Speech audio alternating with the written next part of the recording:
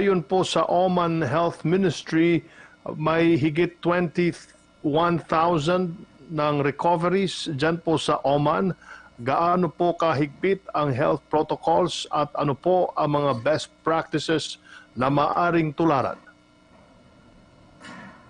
Sa ngayon, tama yung mga figures na binigay nyo.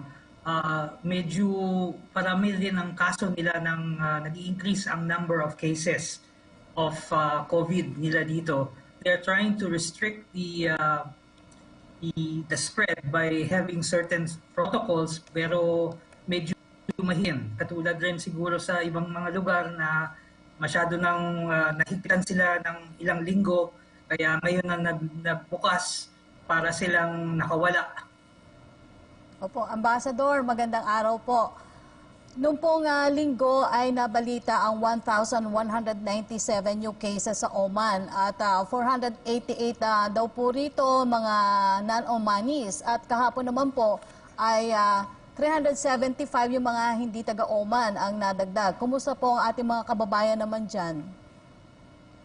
Sa aming mga records, 9 Filipinos ang naka-confine dahil sa COVID. Isa pa lang ang namatay. Unfortunately, medyo severe yung kanyang kaso. Pero yung sa mga 9 na hospital, 5 are supposedly out of ICU. The other 4 are a bit in better condition. So hindi naman tayo ganun yung community natin hindi naman ganun ang pinsala ng COVID sa kanila. Yung mga ibang mga dayuhan katulad ng merong mga laking populasyon dito ng mga nagtatrabaho katulad ng Mumbai at ibang mga workers nila, meron silang mga barracks. Diyan medyo mabilis kumalat yung COVID pag medyo dikit-dikit tapos hindi na susubaybayan na nangyayari. Opo. Ambassador, noong July 1st po, yung Oman po nag-launch ng new tax card system that will serve as a proof of registration ng isang taxpayer. Pero ano po yung posibleng epekto nito sa ating mga Filipino workers at migrants? Maraming dito mga patakaran na nilalabas nila recently. Hindi pa rin naisisiguro kung ano eksakto ang epekto niyan sa ating mga kababayan dahil marami silang mga niro-roll out na mga bagong patakaran tungkol sa expatriate workers dito sa Oman. Kaya titingnan ho natin kung ano ang mangyayari diyan pa sa kanilang mga programa na ito. Ambassador, kumusta po ang repatriation efforts ng inyong tanggapan at ilan na po ba ang mga nakauwi? We had our first successful repatriation flight last week. 279 Filipinos were on board that flight. Itong July 1st, we have an additional flight going to Manila na ilakad ho namin sa gobyerno dito at sa gobyerno natin na para mapabilis ang kanilang approval para makauwi sa atin.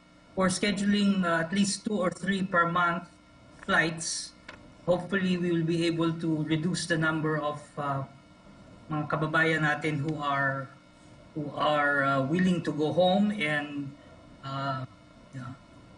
escape the problems of COVID here in terms of employment. Doon naman po sa mga nawalan ng trabaho, nabanggit nyo na po yung employment, ano po ang tulong na ibinibigay po ng inyong tanggapan sa kanila?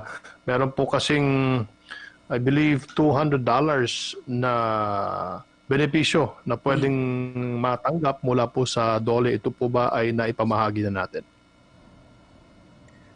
Sa ngayon, we have about 6,700 Filipinos who have availed of the program. Itong binibigay ng ating gobyerno, and our Philippine Labor Overseas Office here has been very prompt in trying to disburse all these funds available. Medyo katulad nung last time na kinausap niyo ako dito sa programa niyo, siyempre meron tayong limited funds, what is available and what is possible to give. pero natutulungan ho sila. Ambassador, pagdating naman po sa programang pinansyal, yung pong sinasabi nating dole akap for OFWs, pero gaano na po ba talaga karami yung nakatanggap ng tulong? Base po sa inyong datos dyan.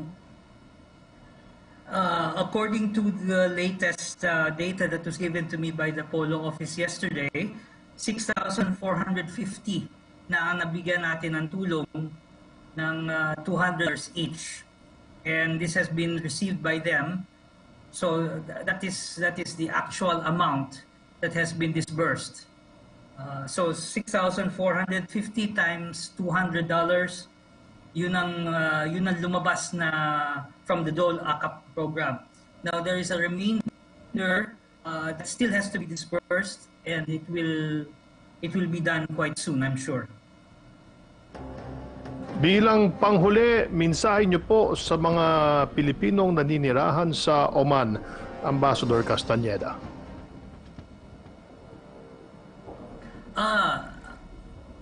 Magpatuloy po tayo na magsundin ang mga patakaran dito tungkol sa COVID para hindi tayo maapektuhan ng gusto.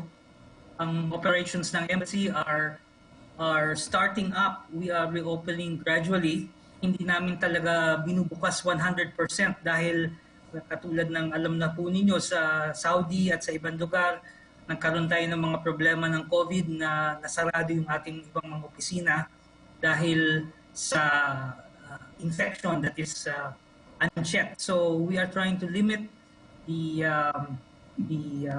progression of the disease as well, and we are trying to do our part. Pero kung mayroong kailangan talaga yung ating mga kababayan, meron tayong mga linya, mga hotline, meron tayong means of communication sa Facebook, sa other social media outlets, and they can get in touch with us. Meron the usual telephone, fax, etc.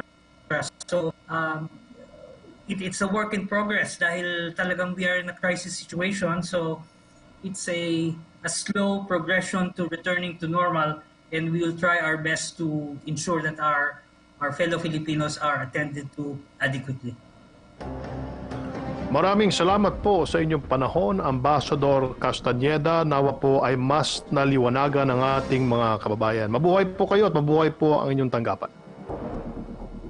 Maraming salamat po. Thank you.